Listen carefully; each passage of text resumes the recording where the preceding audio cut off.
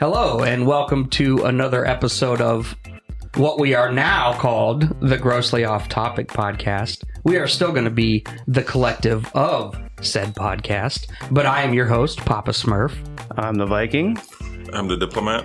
I'm the Florida Man. And I'm 31.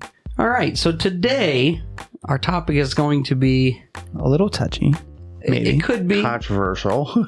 maybe a little controversial. There are some political undertones, I suppose, just because of what it is. I mean, it's a bill. There's a bill in the House or Senate or somewhere.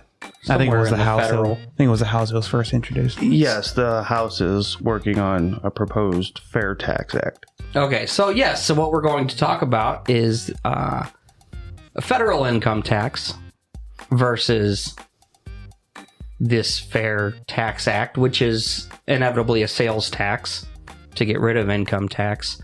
And there is at least one of us in this group, and you'll figure out very quickly who it is, Florida Man, who doesn't want any taxes.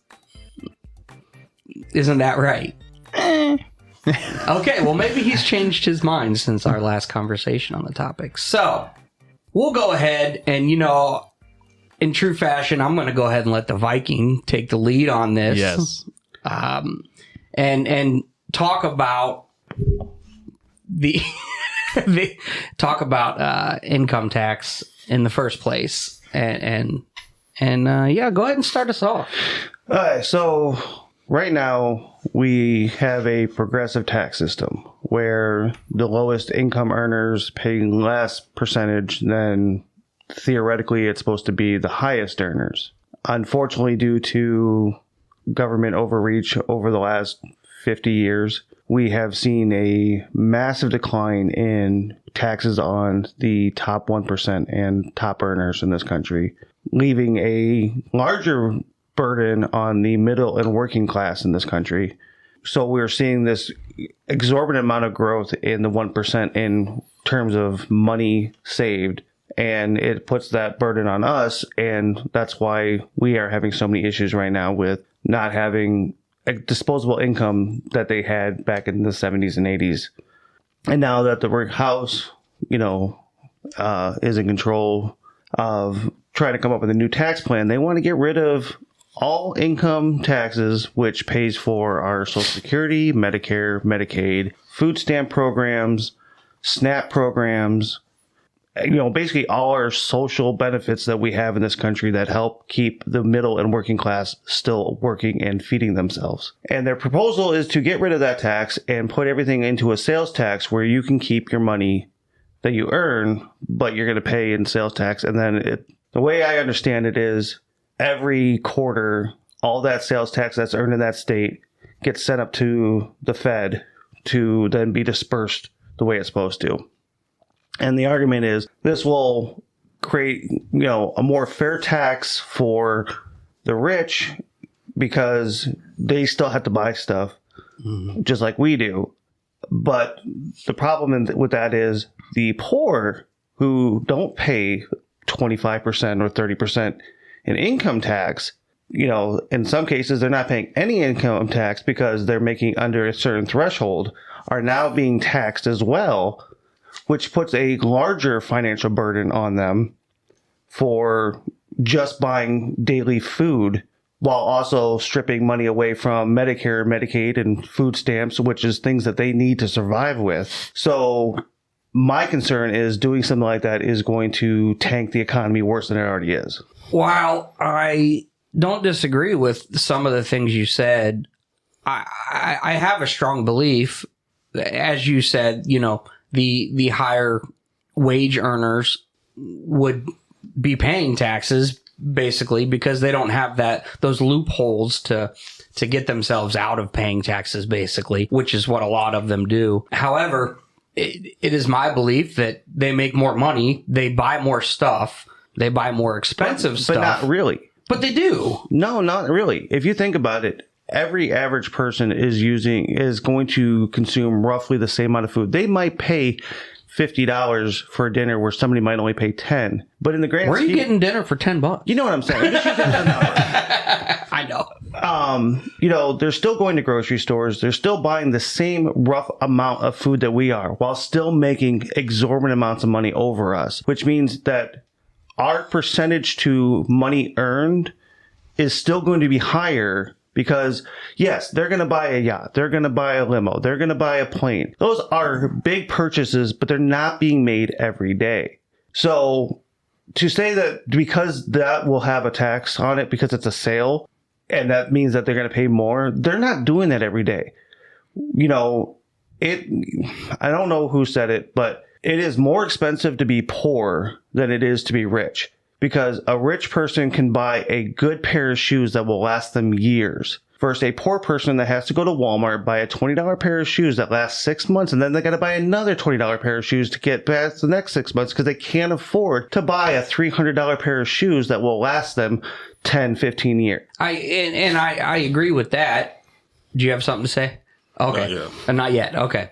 I do agree with that, but at the same time, you have to admit the system with a sales tax is a more fair and equitable way to disperse said taxes because rich guys paying taxes, inevitably they buy more expensive things more often. Poor guy doesn't necessarily, buy things, They might splurge maybe once a quarter or something on something that they feel that they need. A rich guy might buy a suit that costs $1,000, and well-tailored suits are going to last years versus a working class guy buying a pair of jeans at $50 and he's wearing them to work and he's beating them up and they're getting destroyed and he has to buy another pair. It's not the same. They're going to have to pay more on products that they use every single day versus someone who is going to buy one suit. Even if it's one suit a quarter, they're still paying less overall in taxes because they're not consuming at the same rate that the working and middle class do. Yeah, but you have things like, business expenses and shit like that. That are tax deductible. Get rid of that then. You know what I mean? Like, I'm not saying the system that they have, that they're introduced as far as, just a federal sales tax is ready to rock by any means. But, I'm looking here and it says a 23% tax. Well, I pay that anyways. Right. Well, actually, yeah, we pay 20% or 23-ish, depending on your income level, right, for income tax. But they're proposing that. And I'm not even. But I'm low middle class, I suppose. I mean. Right. And most people today are living paycheck to paycheck. So there's really going to be no benefit gained from getting rid of income tax because we're actually going to be paying more at the store because not only do you have the federal income tax now you're going to be paying, but you also have the state income tax you're paying, or sales tax you're paying. So, and they're not talking about getting rid of state taxes or local taxes. This is all federal. So you're still going to be paying taxes out of your paycheck. And now you're paying even more at the pump, more at the grocery store, that people are struggling every day right now to even put food on their tables. Well, but the backside of that is you're not seeing anything come out of your paycheck. You're getting your paycheck. You're getting the full amount of your work and what you spend that on. I'm taxed once a year, basically. I mean, even though it comes out of every check.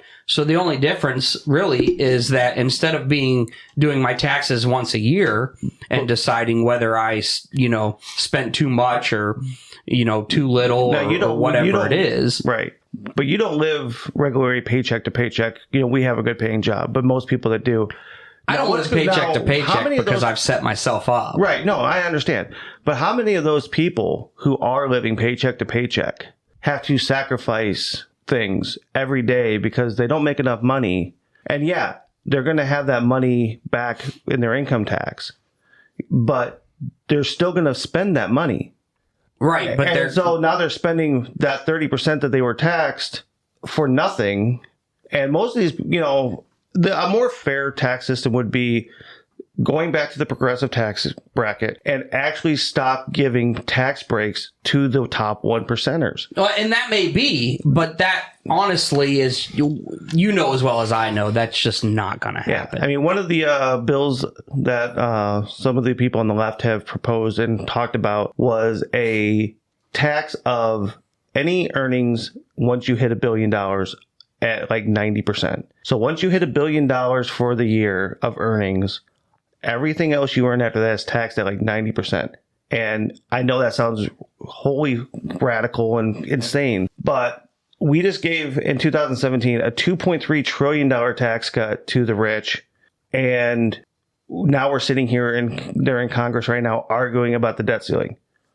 We have to cut Social Security, Medicare, Medicaid, food stamps, all this stuff that they want to cut, instead of just saying, hey, let's repeal that tax. Even if we repeal it in half, that's still $1.2 or $1.1 trillion we can get back in tax revenue that will pay for the debt ceiling, will not take away our Social Security, which is a trust fund that was designed for us when we retire. This is not an entitlement. This is not a free gift from the government. No, we pay into that. And they want to gut that. The Republicans have been trying to gut that since FDR made it.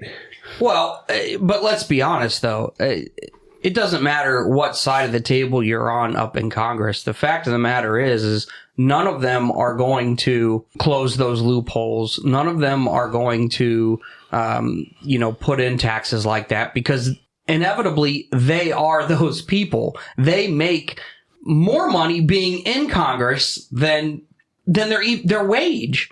So there's no way that they're going to put something in place that would lessen their own monetary value. Well, so none of that stuff's people out. But so none of that stuff's ever going to happen. You can vote those people out, and the next people that come in, I think, are just going to build off of the same thing, because they're going to find out. They're still going to be attracted by lobbyists who are offering big money to just try and support them. We talk about getting rid of the swamp. Lobbyists are the biggest swamp monsters in this land. Oh, well, no denying that. That is absolutely true.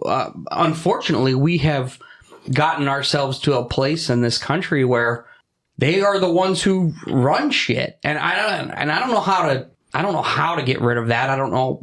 Again, it's not gonna get rid of. We're not gonna get rid of that, because those congressmen and women are the ones reaping the benefits of that. So they're not going to get rid of something that makes them money. And we need more people to vote. Stop saying, well, it's not my problem. I don't want to deal with it. I don't know enough about politics. We need people to start voting and start looking at those people critically, and not just be like, oh, they're great speakers. Look at what they're, the internet is full of receipts. Look these people up. When they're running for Congress, look at where their money is. Look at what they've invested in over the years. Look at their lost my train of thought.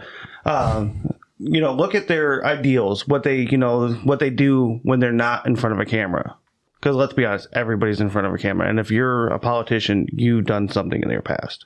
It's like the idea of being fake angry that I sent earlier right? Last week. Yeah. Who is that guy? It's some representative out of North Carolina. It's his first congressional term, and he basically is re-implementing the fireside chats that FDR made popular, where he's on like the defense committee, and he would just give his updates in what he knows in a fair way on a bunch of topics, including the tax cut and war in Ukraine and what our spending is, and he can give all of that fairly and non-biased. Well, and so I think in his case, and it's his first term, you said, he hasn't been poisoned yet. Right. Well, actually, he's pissed off a bunch of people because he is trying to inform the populace through TikTok, Instagram, all the social media. And that's another thing. Social media is really helping weed these bad ones out. And absolutely, the case is we all five of us have agreed that both sides of them need to get rid of all the frickin' antiques that are in the House and Senate and the White House. So there's a couple people. I think there's at least one person in Congress now who is older than chocolate chip cookies. Wait, what? So he was born in 1926 or something like that, and he's a current member of Congress. And chocolate chip cookies, the recipe was first invented in 1932. Really? So he's older than chocolate chip cookies. He's almost as old as sliced bread.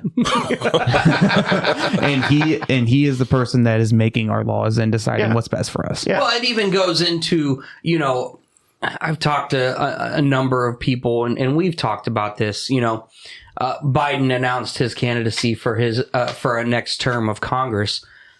Biden's fucking old. He's part of the silent generation. Trump is fucking old. Yeah. Like, we don't need those kinds of people. When Obama ran, Yeah. he was fairly young. Yeah, he was 50s, 40? late 40s, early 50s. Yeah, It was something mid-40s, like yeah. that. And I mean, that was kind of unheard of. And those are the kinds of people we need, not only in the White House, but in Congress. We need someone who actually represents the vast majority of the populace. We need people we can actually relate to. we need people that are closer to Florida Man and I's age. So Yeah, and actually, there have been a lot of junior representatives, mostly on the left, that have come in with those new, fresh ideals, but they're being gaslit by the older ones in there, and that's the biggest problem. If we can get those fucking dinosaurs out and start getting in some fresh, young people who have a passion for the country and making it better, we will see changes like getting rid of the lobbyists. We will see term limits, because that's what this next generation wants. And these people are actually speaking for the people. Look at those gentlemen out of Tennessee. They got kicked out. I think at least one of the ones that kicked out and came back, he was 27, 27, maybe 30 at the most. So yeah, that's the new generation that's coming in. And I have great hope that when we can get these dinosaurs out, those new ones coming in. What about the dinosaurs out of this collective? There's a Diplomat, Viking. Well, if you kick us out, it's not going to be the collective anymore. That's true. No, we'll find replacements. Oh, damn! Younger. Just like that. Well, with that being said, with being a what you guys call me, a foreign American? Yeah, we'll go with that. A newly minted American. I did a little bit of research. I'm not that versed on the tax system here, but I had questions, like with paying taxes. I'd like to know where my money goes, like where are my tax dollars being allocated? Mm-hmm. So one thing that stood out to me was that about $665 billion is spent towards Medicaid. Okay. Medicaid for those living with what we call like under an economic hardship. Mm-hmm. But my thing with that is, and no offense to anyone, no disrespect, but if you are capable of working and putting into the economy and earning a living, like my tax dollars should not go in that direction. Well, why not enable these people, give them some sort of education, which is some of it's like possibly vocational training. You don't have to. I think it's more than that, and the problem really stems from the fact that they have taken out of those accounts in the first place from what we have put in as working Americans in the first place. Those systems were set up so that way you would have that in retirement age. You would be able to enjoy, your life after you've worked for 30, 40 years. The problem is, and I'm sure you'll agree with that they literally put in a bunch of IOUs. Right. Well, you can't fulfill those IOUs without more money being brought in. So right. the problem with that lies in the fact that they took our money in the first place. Yeah, that trust fund was never supposed to be touched by the Congress. It was never to be used to pay for, our debts as a nation. Right. But they did. So now they're behind the power curve, because not only do they have all these people who are on it, they have all these people who are going to be on it, and they have to. And some are even trying to manipulate the system to try and stay on it longer than they needed to be. Some people like that. The other problem is we haven't had a federal tax increase in over 20 years. Or not tax increase, I'm sorry, income increase. Minimum wage has not gone up since the 90s. It's what, $7.25, I think you said yesterday? Yeah. And that's part of the problem. There are people in this country who have this mentality that part-time or minimum wage work is for high school kids. And, that's not the case. You go to a McDonald's in the middle of the day, it's not a high school kid that's making minimum wage. It's a mom or a dad just, probably working one of multiple jobs just to make ends meet. I mean, when I was my previous job before working at the post office was working at Chipotle, and I worked the morning shift. Most of the people in the morning shift were around my age at the time. So early 20s, there was only a handful of people that were over 30, and they were the managers and they were the ones in charge. So most people were my age, either college students or just getting out of college and basically need an in-between job. Mm-hmm. Right. So although $600 billion, and that's a fuck ton of money. Right. But that's unfortunately where we are with this, because they have to fund it for the people who are actively on it. But my thing is, if you empower these folks, give them some sort of, let's say, vocational training, that money that's being spent and sent in that initial direction can be allocated elsewhere. Well, I think you're complaining about $615 billion being given to the poor and the downtrodden in this regard. But I just said that the top 1% got a $2.3 trillion tax cut. Yeah, what's the bigger problem? Is it tax cuts for the rich or the poor trying to survive? Well, I'm not saying that. I'm not saying Medicare or welfare doesn't need to be adjusted and fixed, but I'm not trying to. We can't ignore the elephant in the room of where our money's really going. Well, and that may be true, but we can't discount what he's getting at. So you're speaking more along the lines of working age. Right. Americans and things like that, not the people who have retired and Medicaid is their health system. You're talking more about the poor, basically, the people who are on the system. All right. In layman's terms, I'm speaking on those who are, quote unquote, leeching. Absolutely. Able to work, leeching on the system. But the problem I'm not comfortable with my tax dollars going to fund that person's pair of $200, Nike shoes or whatever. Which we've all seen. Yeah, that's true. I'm not okay with my tax money going to Jeff Bezos to build a rocket that blows up. Did his blow up? Yes. At least one of his did. At least one of his did. Oh, I thought that was Elon's. He also got tax money. Yeah. He got tax grants. Yeah, because Elon was the first one to get tax grants, and then Jeff Bezos basically said, "What the fuck? Why can I get this?" As a government basically said, "Okay, I remember you that." get it But too. when it comes to welfare, one of the biggest hurdles for a lot of these people is as you haven't grown up from a child here, you came as an adult. I'm not discrediting your experiences. Some of the people, it's an institution to them to be on welfare. And the problem is the hurdles to get off of welfare are ridiculous. If you start making money, they start taking it away immediately. So if you even get a job at McDonald's making right now, $12, $13 an hour part-time, you're not getting benefits. So you've just been kicked off of Medicare, Medicaid. You've been kicked off the food stamp program. You've been kicked off welfare, and you are working a job maybe 20 hours a week with no benefits. That'll probably give you less overall money than what you would if you were still. And so that's one of the hurdles that we need to address if we want to get people off welfare. I'm not saying that we shouldn't work on a system to help get people off welfare. So, $613 billion or $15 billion isn't something to gawk at. But we also have to look at the fact that these people get punished for getting off of it. And that's one of the biggest problems we have with this country on people doing that. And then, of course, we're talking about these people on welfare. What's going to happen when we do go to, getting back on topic, this, this larger sales tax? Well, we're now just giving them money to give back to the it's just a circular thing that it's not going to fix anything. Well, I think, if they are on, food stamps or EBT, whatever it's called these days, SNAP, I'm not sure. It's nothing for the computer system to recognize that as the payment and not have the taxes. I can see that. But, You know what I mean?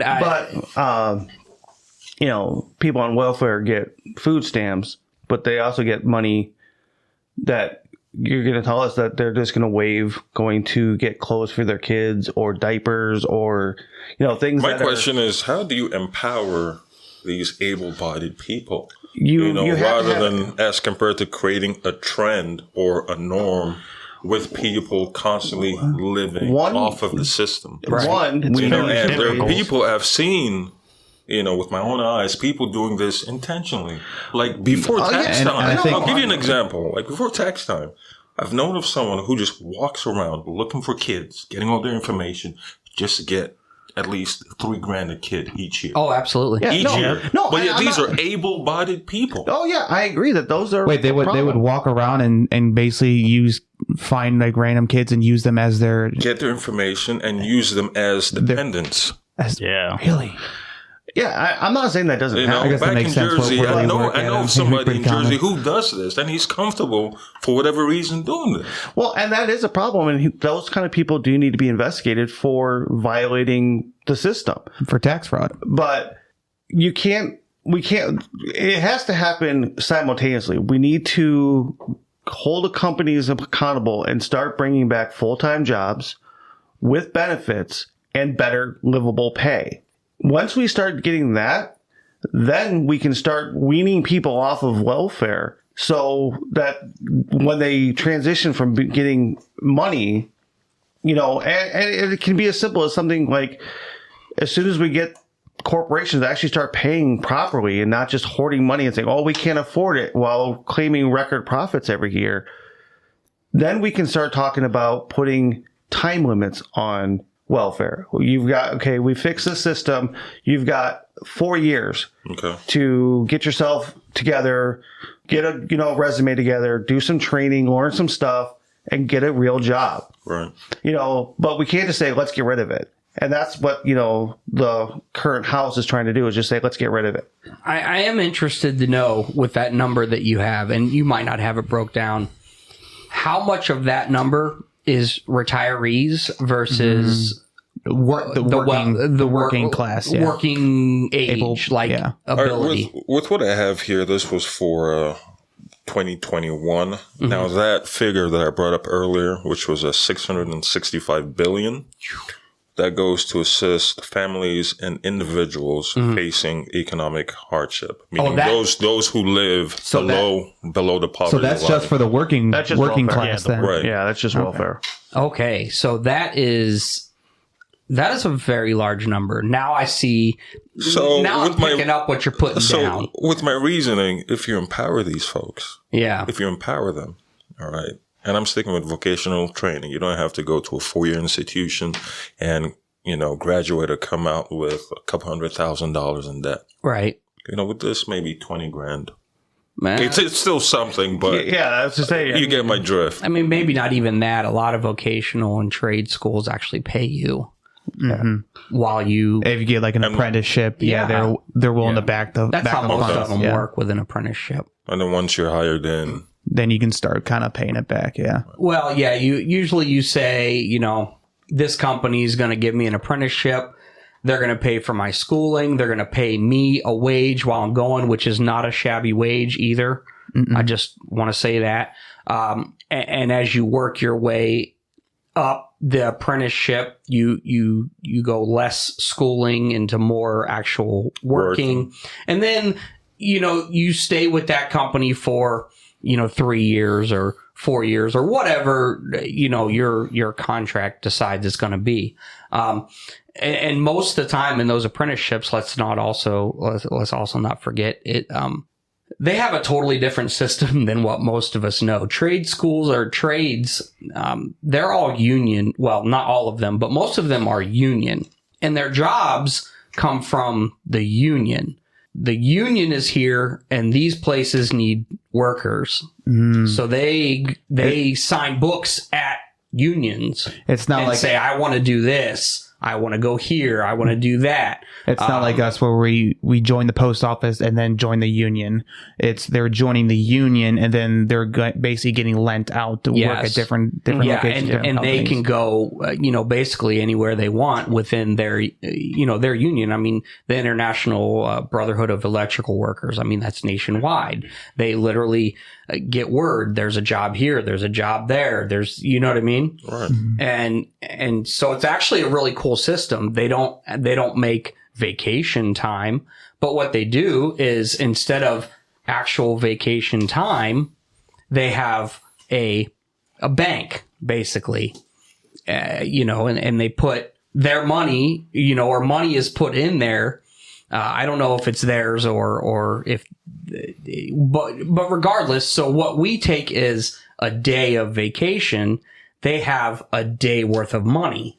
Okay. So it's not actually that they just pull out as their daily wage. Yeah. Okay. Yeah, and so that's how it works for them. It's kind of a really cool system. They have their health care and everything like that. And when they go to different jobs and they do this and that, those things don't change.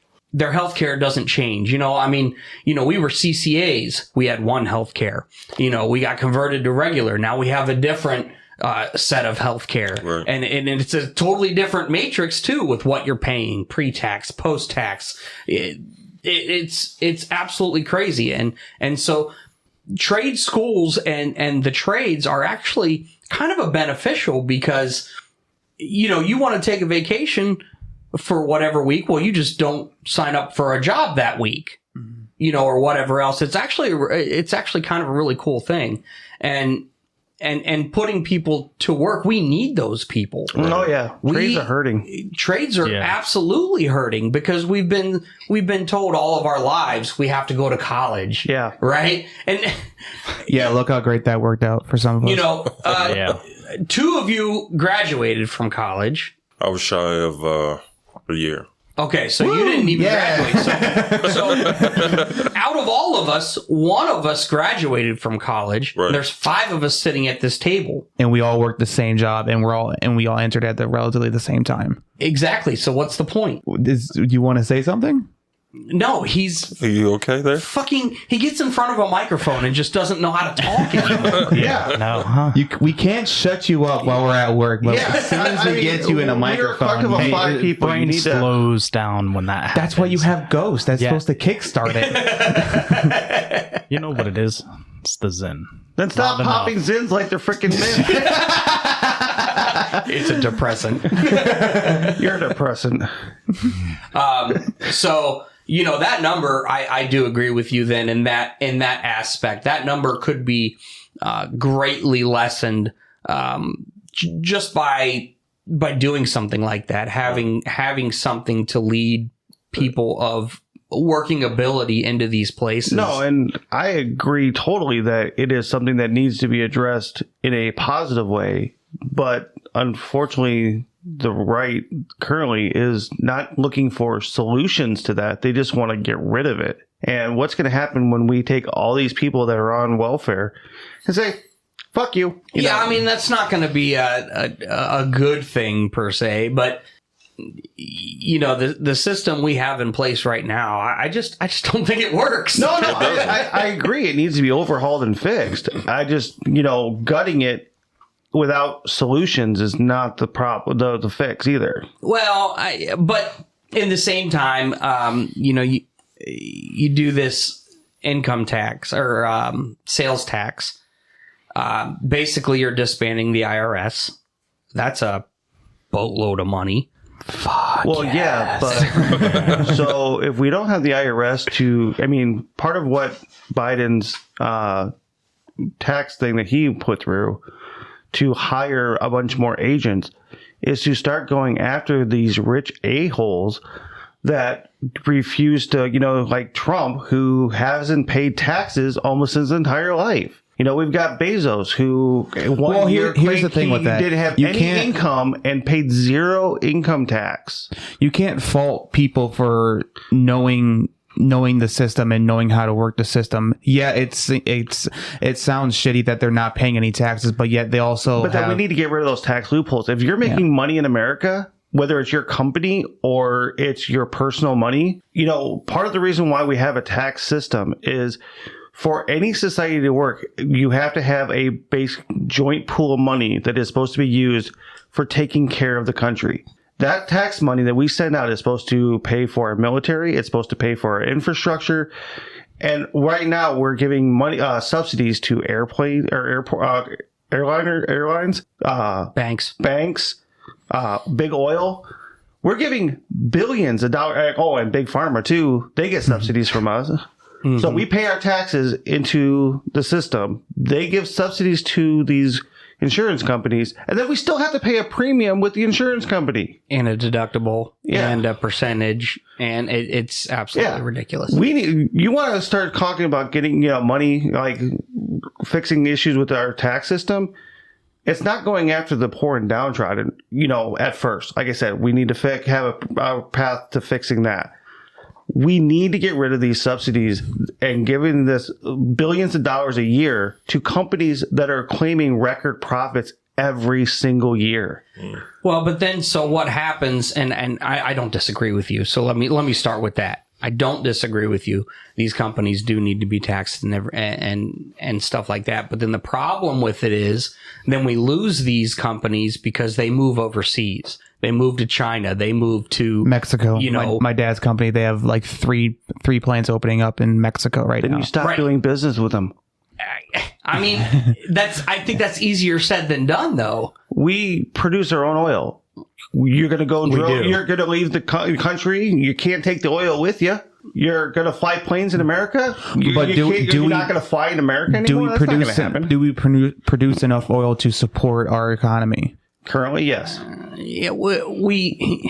Our oil reserves and our abilities to drill in this country is adequate. So basically, the oil that we drill and have here in the United States are mostly put in reserves and exported.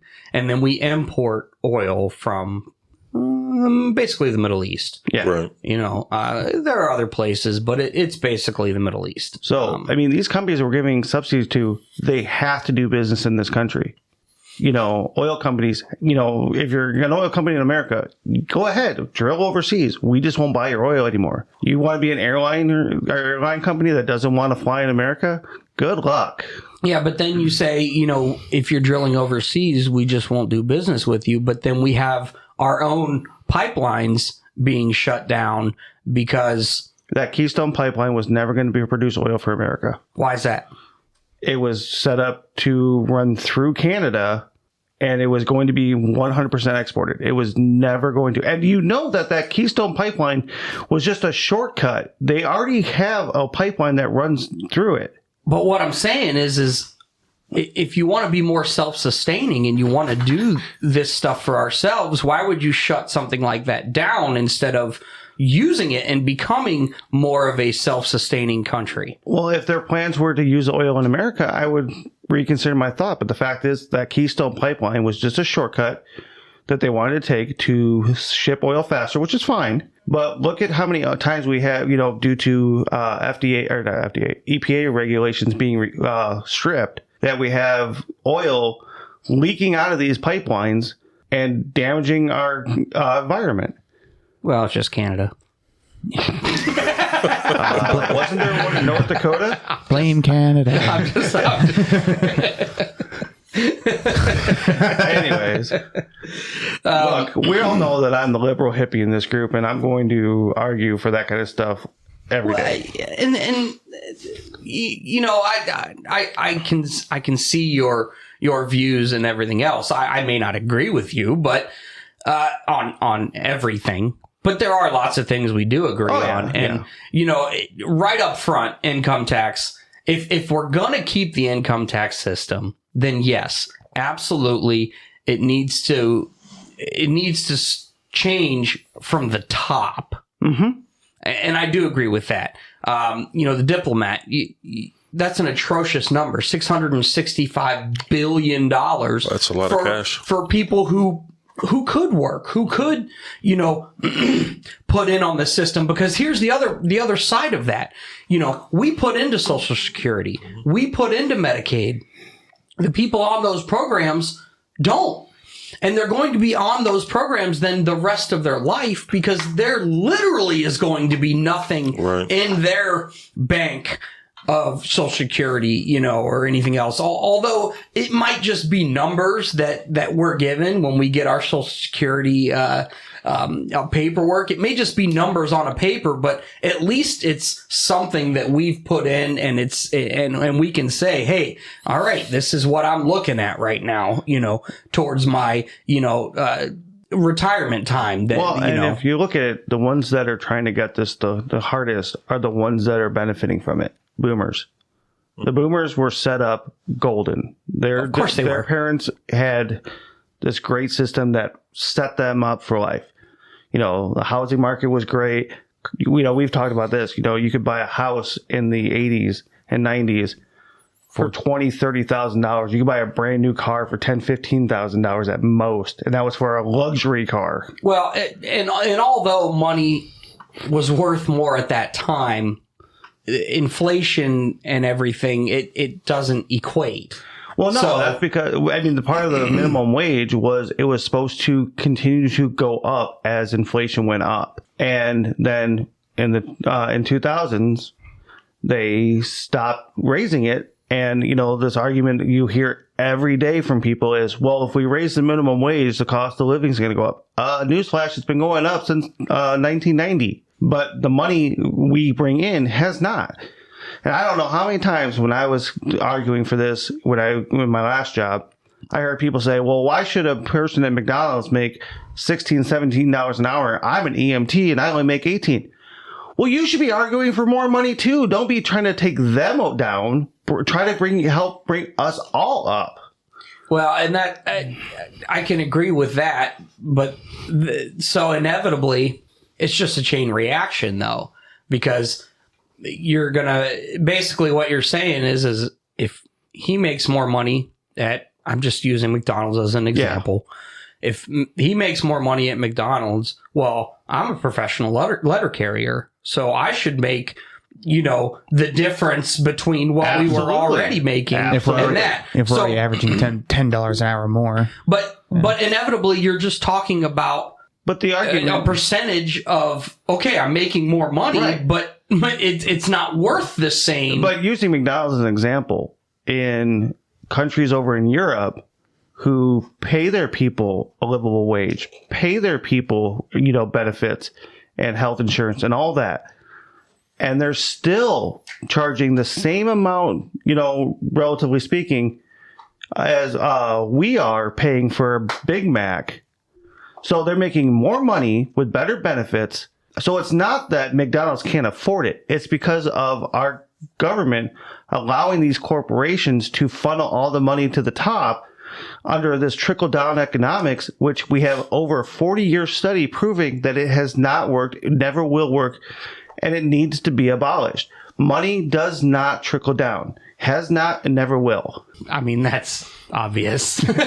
Yeah. There's no arguing with that. Obviously, it doesn't work because the corporations have to have a higher tax. During the 70s and 80s, the average corporate tax was in the 70 percentile. Right. Which the way you avoid paying taxes when it's that high is you invest in your company. You invest in people. You invest in new products. You invest in new buildings. Anything you spend out of those earnings is not taxed. Right. But when we got rid of all these, we gave all these corporations tax breaks. Well, yeah. So what? I'll claim $7 billion and only pay 1.2% tax on that. Mm-hmm. But if they had to pay 70% like they used to, well, they're not going to be claiming $7-8 billion. They're going to be like, well, I built 7 new buildings. I hired 10,000 new people, all with good benefits, and all those things are tax deductible. Well, now you have an economy that's growing. Sure. We're professionals here. Yeah. No, that was just funny. I saw who it was. Yeah, I'm an old man. I get medication from the pharmacy. What do you want from me? Oh, is that what that was? Your medicine is ready. Great. Thank you. All right. Thank you very much. So what else do you have over there, Diplomat? Because you obviously did a lot of research. Yeah. Probably the only one that did research. I did some, but I have more of a cliff notes of things I don't have actually. Right. I looked it up about 5 minutes before we started recording. Mine's up here. Yeah. And I'm the only one that graduated from college, so cheers on you. So apparently, let's see. There's a top 3 list in terms of where our federal income taxes go. Okay. So, according to this here, it says, number 1, it goes to interest on government debt, on our debt as a nation, meaning who the United States owes money to. China. Secondly, it goes to mandatory spending. And thirdly, it goes to discretionary spending. That is the vaguest term. I was We're gonna say, going to use this what- money for whatever Yeah, you want. What constitutes mandatory spending? Yeah, though? that's what I was going to ask. Mandatory spending, That's like Medicaid can fall under that category. our military budget. Very high. Well, it's one of the Believe it or mandatory not, things. from what I It's- saw, Yeah. it falls under discretion. Yeah, I was going to say, I would yeah. think that would be more of a discretion. Because we don't need to spend as much money in the military as we do. They actually don't know how much we spend. no, you there's don't know, or we don't? No, they don't know. They got an audit on the Pentagon. Oh, yeah. I actually saw it. They don't know where the money is, Yeah, where it's they could going. I think On the Bill Pentagon. Maher was questioning somebody from the Department of Justice, like, don't you think this is an issue that you guys can't figure out where all the money went? Seeing how, when we get gas, we have to provide receipts for everything. Yeah, exactly. And how does the armed forces do not provide receipts for everything? So we just lost a couple tanks and a few planes. Oh, well, it happens. Well, that does happen. But I mean, you should know that. I mean, you should know. If a tank, we don't just lose them. they go somewhere, whether they are inoperational due to a war or whatever else. But we should be able to account for that. Right, In an inventory sense. Yeah, there should be actual inventory of down to the fucking bullet. Well, that's like how many times has somebody ordered like old military crates and Of ammo. They get a crate full of M16s or M4s. Oh yeah. And it's like, when they order how do something you completely- lose that? Yeah, and the funny thing is, the taxpayers probably paid $7,000 per gun, and they sold that whole crate for $7,000. Actually, Yeah. they get a very good price on it. Yeah. I'm being sarcastic. But But no, I mean, with how much we do spend on the military, somebody needs to lose their job for misplacing that much money. well, yeah, but I don't know that it was necessarily misplaced. Or misused, whatever. It could- Just miscounted. Yeah, I mean, it could be misused. We don't know, and I guess that is a problem. Especially when we're complaining about giving money to Ukraine and helping them out. Okay, well, so here's my thing on this. I don't have a problem helping people out. My problem with the amount of money that we send overseas to other countries, and I'm not even going to say Ukraine because Ukraine is in an active conflict. They need help. But we send so much money to all these different countries for what? So they'll be our friends? Bribery works. I suppose, that from our but government, yeah. But I mean, let's be honest. We spend way more money. I don't know if you have any of those figures, but we spend so much money giving to other countries Right. when we have all the issues that we're giving them money for Right. here in To our me, country, and we don't take care of our own people, Right. but we'll give it to them. Like, my question is, why? It makes no sense. I don't know. I read something the other day. Apparently, a couple of years ago, like bags of gold, like gold bars, were sent to some Middle Eastern country. Yeah, probably Saudi Arabia. Why? But yeah, we have Rich in oil. basic infrastructure here that needs help and attention. Our transportation system, for one, is ranked one of the worst in the entire world. Yeah. Yeah. Why? Why you not ever- focus inwardly first before diverting our have you ever been on a resources bridge in outwardly. Pittsburgh? Yeah. Oh, there's a lot of them too. But and I wonder, to me, how much money, if you divert things like that to our own country rather than giving Saudi Arabia some more gold or what I assume it's Saudi Arabia, which, by the way, Saudi Arabia does not like us. If you didn't know that, but do you know why? Why? Number one reason Saudi Arabia doesn't like us. During the Persian Gulf War in 1991, we set up military bases in Saudi Arabia. They were supposed to be temporary. Okay. U.S. troops are still in Saudi Arabia Till this day. In those bases. And all they want is for our military to not be on their land, to not be in their country. That is literally all they want. So we keep funneling them all this money To shut them up. to say, well, Here's some rent money. And look, I get that. Yeah, I get that. As a country, we kind of, you need a presence over there in the Middle East. There's a whole bunch of politics that go into that too, and I get it. But at the same time, like, that's a sovereign nation. Let them do their own thing. We were only supposed to be there temporarily while we were fighting a war in 1991. Okay. Now, I understand we went back over for, Operation Iraqi Freedom and things like that. But the fact of the matter is why do we have to still be there? Why? They're specifically, because they're the ones who don't want us there. We're allies with Kuwait. And I understand Kuwait is not as big of a country as Saudi Arabia. But the fact of the matter is, get in with some of your allies and you still have a presence there. And then you get places like Saudi Arabia off of our back, and then they're less pissed off. Osama bin Laden was Saudi Arabian. Mm-hmm. Okay. Mm-hmm. That was one of the driving forces behind him and his attacks on the World Trade Center, was because we're still there. But instead of pulling out,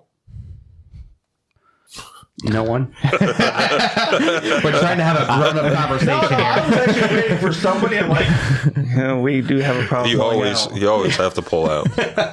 You can't stay in there forever. That's called soaking. But That's only at BYU now. but instead, what we do is we send our tax dollars over to them as a bribery. It's infuriating. So I did look it up. Foreign aid obligations made by the U.S. reached $51 billion in 2020, which was higher than the $49 billion we spent last year. Most of that, or 23% of that, accounts for military aid, while the rest is supposed to be for humanitarian efforts. And actually, we spend the most money going to Afghanistan at that time. Oh, well, of course. Almost $4 billion went to Afghanistan. Because that was when we were trying to pull out. Yeah. So the highest military spending we do is actually to Israel, which is $3.3 billion. I know. Ukraine actually is sixth largest with $285 million. So, you start adding those numbers up, mm-hmm. and they make a lot of money. Yeah. Mm-hmm. It might not be the $665 billion, Right. of people who are on the welfare system right now. But that's 665 plus the 55 No, I do billion have a that we're question. You adding. said that was from 2021, right? Correct. So those numbers are going to be a bit inflated due to COVID. Absolutely, they are. So I'm not saying that that's not, a valid number. But how much of that is still we're still spending because right. But I'm saying is that may have been a little extra inflated in 2021 due to COVID. right. One thing also is based on the current national trade deficit. That number keeps on going up each year. Yeah. Every single year. Well, that's why they're currently in negotiations, actually hostage negotiations at this point in the House for the debt ceiling limit. You want to say something? No. Not yet? Not yet. Well, you better think about this. No, there's something he wants to talk about in regards to what I just said. I wasn't sure if you wanted to jump in with that now or if we want to wait a little bit. I think he's going to let you speak your mind, and then hopefully he will speak. But, there should be no debate on, currently trying to raise our debt ceiling. We are going to default on our obligations, and mainly because we can't make up our mind on how to ease the deficit. Well, so the problem is, the House is currently trying to say, well, you need to cut this back and cut this back. They just need to say, no, we're gonna raise the debt ceiling limit and then focus on trying to cut back the spending. They want to cut spending before we even negotiate the debt ceiling limit. And statistically speaking, every time there's a Democrat in the White House, spending goes down. Every time a Republican is in the office, spending goes up.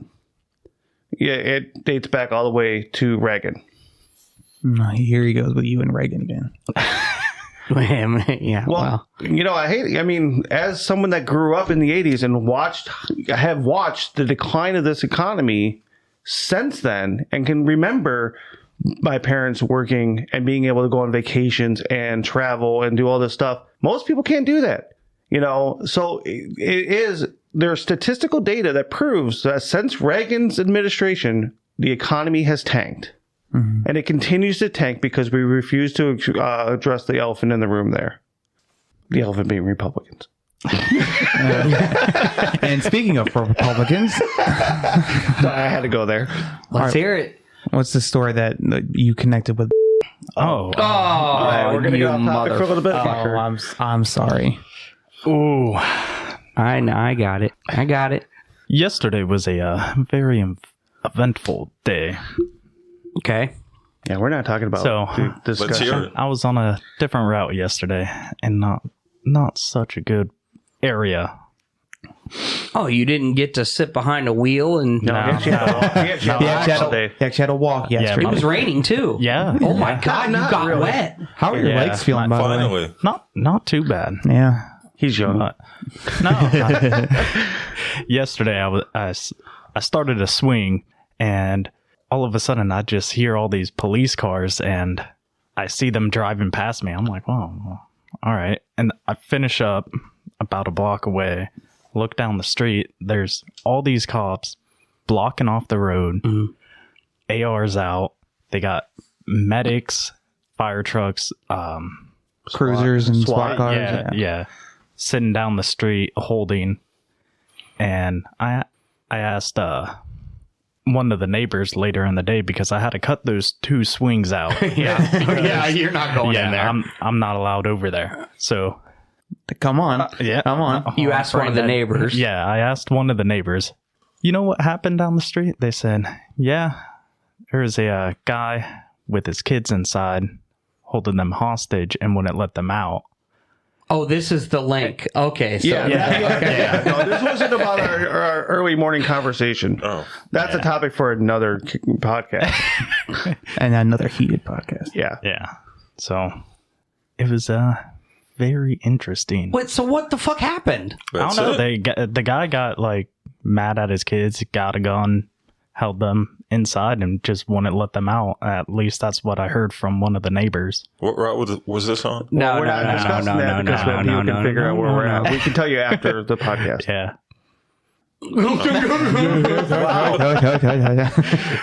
Trying to help, okay? I'm sorry. I got it. Yeah, no, it was funny listening to him talking like, oh my God, there's SWAT and cops everywhere. And I'm like, what the fuck is going on over there? So I'm calling around trying to figure out who's on the route right next to me. Mm-hmm.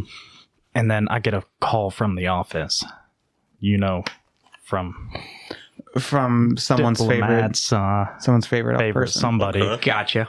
And I'm at a CBU at an apartment building, and he's talking to me. I have customers behind me waiting for their mail, and he's like, are you in a safe place? Are you in a safe place? It's like, yes. And he's like, all right, well, I need you to call this person.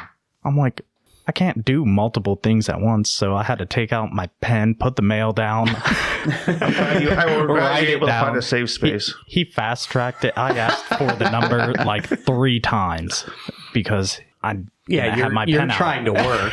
Yeah. Nobody got No. not shot. Nobody got. No, didn't hear any gunshots. Yeah. Bummer. Well, that's Kind a of a first. bummer. That's a first for the city we live in. Where you're at, yeah, it's surprising. Oh, and then I had like a tweaker try to fight me. Oh yeah, just an afterthought. Yeah. Or fight whatever she was seeing. Oh, I couldn't, yeah. I couldn't tell. Wow, that's crack cocaine for you right there. Oh yeah. She was yelling pretty loud. Yeah. Somebody was definitely tweaking. Hey, mailman. I'm going to put you in that drain. Is that what they said to you? I couldn't. Just keep your head down and keep moving. That's Yeah, I just kept my head down, put my hat over my eyes, and it's like, I don't hear you. Just kept walking. It was just one of the many voices in her head. So Yeah. Oh, she's like, I want to fight you. She's like, give me my mail. So, and then she said, thank you. And then walked up her steps like nothing ever happened. That's great. people Don't get worry, real I upset had when my they don't get spray their in my checks other right hand. away. Oh yeah, that's what I was gonna say. And that's definitely someone on that welfare system. Oh, yeah, she was. Most definitely. Waiting on that government check. Was it? Oh, it was time. Yeah, it was government check day. I don't know how many times I've had somebody come up to me. I'm like, got my check. And I want to say, at least on my route, 9 times out of 10, it's just some jackass going, where's my check? I'm like, motherfucker. Yeah, that's a tired joke. Yeah. just like trying to stay dry, trying to stay cool. It's like, God, shut the fuck up. Yeah, I'm soaking wet standing on your front porch. I bet you're enjoying today. And it's like, it's pouring out. Yeah. Did you look outside and see the sideways rain? No, I'm not going to stay dry. I'm just trying to stay alive. I haven't been dry since I clocked in this morning. What are you talking about? Right. Oh man. Well, that sounds like an eventful day. No, it was very entertaining. It must have been. I mean, was every once in a while. I was pretty much done. I only had like 5 swings left, and but I did the 3, and I still had to wait around until the cops left to do the 2. Yeah. Oh, they wouldn't let you go even when they were done. Like After the guy was in the car, then you could go. yeah. But it lasted like hour and a half, 2 hours. Damn. Standoff. Wow. That sounds super fun. Yeah. So you didn't really chime in at all during the taxes. What's your opinion? I would like to hear this. Yeah. Well, You had plenty of time to wake up, so it's... my opinion is that we spend too much. Definitely in the state that we live in, we have all different types of taxes. Like Florida, you only have federal. That's it. And sales tax. Now, is their sales tax higher? What I saw was 6%. It's right So about where does Florida get their income from then? The state The income? parks. Yeah, like All the Disneyland parks. and all Yeah. those. Or big that's what I'm parks. saying. So their tax, corporations are rentals, stuff like that. Vehicle rentals. But so They're Disney is a corporation that Yeah. is taxed. Yeah, it's because they're such they're a travel destination. Most of their yearly revenue comes from the tourism. Yeah. So that's why you don't have to pay state tax because Yeah, exactly. yeah, so many people from out of state coming in and paying. most people are sales only tax there and for maybe a couple months at a time. Snowbirds and all. Actually, Yeah. there was a when I back when I started playing my reenacting game, there was a small town that we had the campground that we would fight at. we made up their entire city's income in that 1 week. Oh, really? Yeah, we had so many people coming there. Walmart would quadruple camping supplies and food and like propane tanks and all that kind of stuff, knowing we were there. And we damn near bankrupt that city because we moved to another city, so they weren't getting that revenue anymore. Oh, So because we made up, like I said, either between a quarter and a half of their yearly income in 1 week. And yeah, then when you move, they kind of plan for that happening, and then you move to a different city. We let the city know that we were moving so that they could make adjustments. But yeah, I mean, they were anticipating us. The liquor store stocked up. well, so that's interesting because basically all that is brought in by sales tax. Yeah. Yeah. Well, that's like how Florida is. Right. But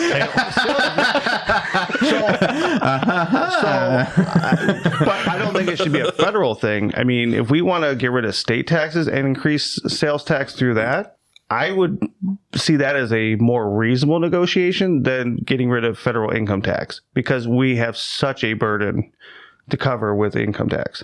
Well, I agree. And, the diplomats got numbers and everything over there, and our spending in and of itself needs to be diverted other directions, especially to take care of our own people. Yeah, let's just say if we spent the way that the U.S. government spends and didn't pay our bills, we'd be homeless. Yeah. And that's kind of what pisses me off. I'll tell you, I think what we need to do as United States citizens is say, you don't want to, take care of us? Boycott them. You're not getting your paycheck. Cut off the politician's paycheck. You want to talk? You want to negotiate? Fine. When you actually come to an agreement we are willing to work with, then you can get paid again. Didn't you suggest that each congressman should be paid what the livable wages for their state? Oh, I absolutely agree. My thought was representatives. The House. He's so used to saying it. That's why. Yeah. Should make the state minimum wage, and the senators, because they are a higher tier in this regard, make the medium average income per state for their state, and live off of Medicaid as their no more lifelong pension plans, solved. no more lifelong insurance policies. You should be getting what the United States citizens are getting. Make the incentive to be a politician to actually make positive change in your community and in your state and the country, not just to try and make money. Yeah, I think make them less of a politician and make them more of a representative. Correct. Yeah. Like they're supposed to be. Yeah. I mean, if you think about it, our politicians are kind of like our union representatives. We pay them to represent us and to protect our interests. And the fact that they're receiving money from our competitor, when I worked for Giant Eagle, I honestly think that Giant Eagle is paying off our union because they did nothing for us. Well, they probably were. And wouldn't it be something if all the representatives or politicians had to be part of a union and they had to negotiate with us? That would be amazing. That is how it should be. That would be outstanding. It won't ever happen. I mean, before I took this job, which, as a postal worker, we're not allowed to have any partisan position in politics. I was actually thinking about running for city council and maybe working my way up into becoming a representative for the state. Speaking of, real quick, congratulations to the Amazon drivers. They just became unionized. Oh, yes. Yeah. So good job, guys. That is a good thing. Still going to drive with their side doors open, though. Oh, my God. We're still going to deliver your packages, but good job on getting unionized. I just saw a video of Ross Creations. One of his guys jumped in and they took him to the warehouse. So that's a good thing to, maybe up their standards and I know, me specifically, but in general, people pick on Amazon.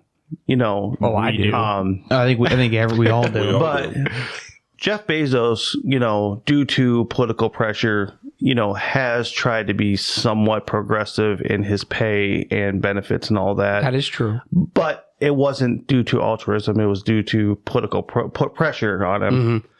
And, at least he listened. Other companies should take, we should start going after other big companies like that. Oh, I think that was a great thing that happened. I was pretty happy to share that news with you guys. So that was pretty cool. That's a good thing. That is a good thing. Now they just need to get routes of their own. Actually, that would make their life, that would be nice for them to have a stable route that, hey, this is your route for the day. And you have this. Instead of just showing up like, all right, you're in this part of the city. Now tomorrow you're going to be in this part of the city with completely different. They're all over the place. Make them, and who knows?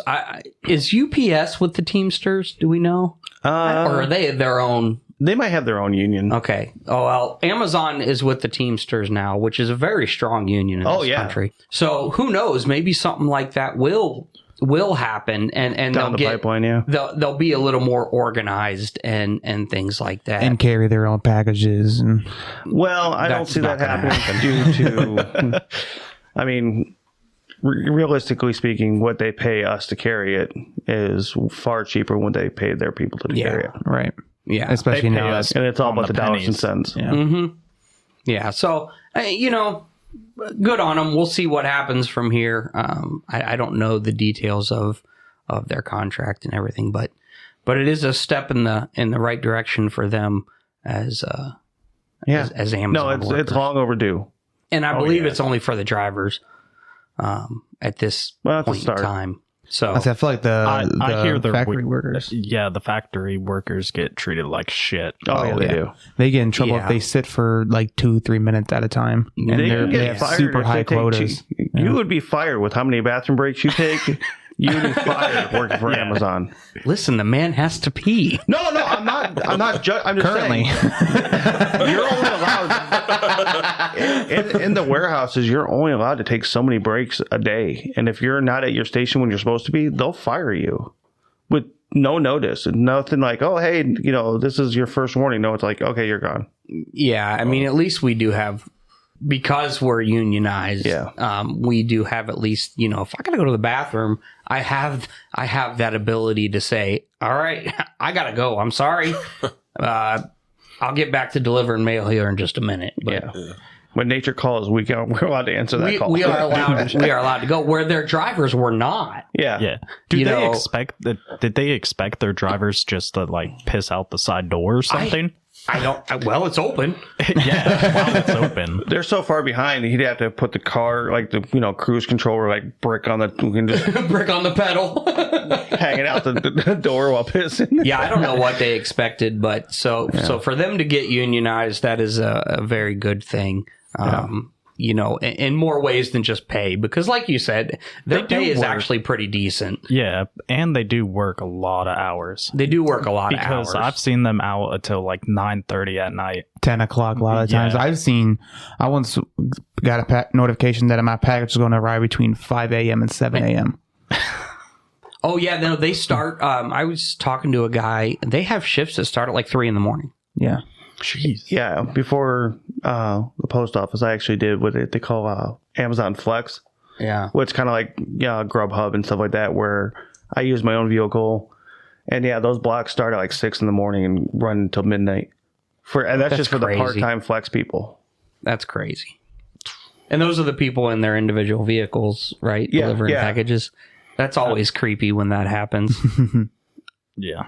I don't know. I'm sorry. Some stranger walks up on your porch with an Amazon package. Well, that's like I had a customer on my route who said they got an Amazon, or they saw headlights coming down their driveway at like 11 o'clock at night, and it's Amazon. Yeah.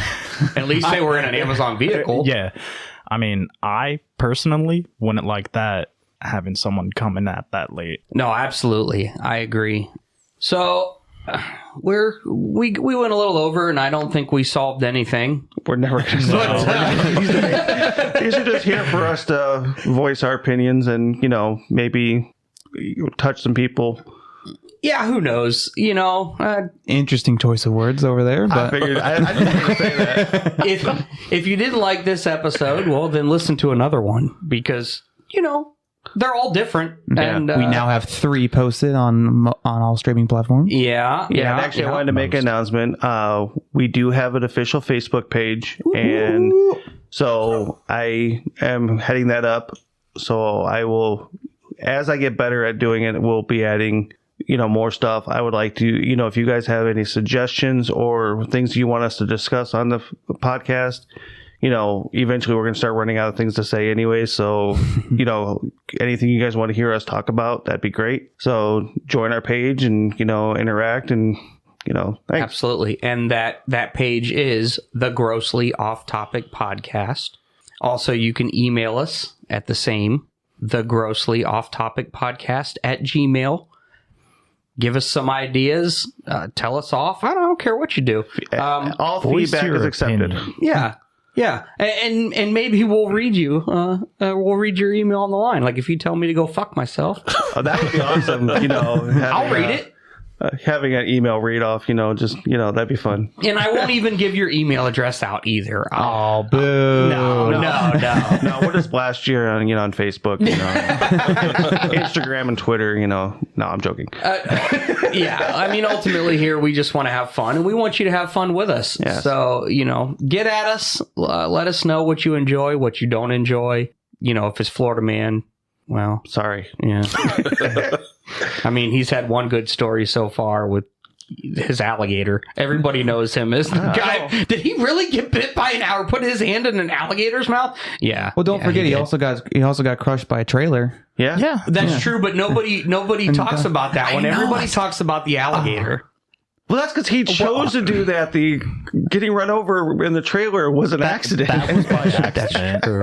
That's true. I mean, I still haven't talked about the gator snatching. Oh, and it's a little too late, probably. Man. You want to tell it? Yeah, I mean, I can. Okay, go ahead. All right. So That's all got comfortable for this one. So we were pretty young. Nah, not pretty young. We were like 16. We had a boat, and we'd go out at night with flashlights, shining. Probably very illegal. Yeah. Yeah. Is it illegal? Well, it's called spotlighting here in Ohio, and yes, that's very illegal. Yeah, but Oh no, you can look for yeah, I was alligators saying, and everything I think, like that. I think in Florida or where alligators exist, you're allowed to because it reflects in their eyes, so you can see Yeah. where they're at. Okay. But I lived on a lake, and there's like this marshy area that we'd always go out to and shine, and we'd make sure the mama alligator isn't around, and then we'd go and snatch up the babies. What the fuck? Dick move. Don't worry, we'd release them back after. Would you just like yeet them and I got pictures. How do you think he got the small alligator to bite his arm? It was from snatching. I didn't know you were into alligator snatch. Small alligators, they got a pretty good bite on them. They like freshly out of the egg. Why would you do that? I don't know. It's something to do? It's the same An reason why adrenaline rush. people do cow tipping. It's because they're stupid and kids. I suppose. I mean, that just seems. At least it's safer than there Tide would Pods be a spotter. There would be a spotter to look out for the mama. Yeah, I imagine she would Speaking be of very that, I upset. saw a TikTok the other day. A guy was fishing in like a creek and started to reel it in and was trying to get it off the hook, and then a fucking alligator comes like rushing out of the Oh my god! And we would, if we saw a big alligator, like beached or something, just chilling, we'd touch it. Flirting with disaster over here. Yeah, it's just asking for trouble. It's the rush, man. There's nothing more fun than being knee deep in muck. What's funny in grabbing Florida, baby the alligators. most dangerous thing is alligators. Up here, it's bears. You see a bear, you don't go, I'm going to go touch it. No. Okay. We've chased after bears too. What? Florida Man is a plethora of weird and interesting things that we are going to explore over the next However many episodes. as many episodes that it takes. I'm pretty sure this guy will keep us with content for the rest of our lives. I feel like that should be another podcast episode, just a bunch of Florida Man dumb shit stories. Well, I that's why we have a whole segment just of his rants, but he's not ranting. He gets in front of a microphone and shuts the fuck up for once. What are you doing? Oh, I'm looking for the pictures. You're looking for pictures so everybody can see it that can't see? So the four of us can see it. Actually, Florida Man, do me a favor and send that to me, and I will put it on the Facebook page. Oh, there you go. That's a good marketing. We'll attach it to the episode. Yeah. Very good. All right. Well, we went a little long today, and like I said, we solved nothing and came to no agreements. So, hope you enjoyed it. Maybe it'll, in the least, make you think. You know, as a person listening to this, because somebody's got to think. We obviously aren't.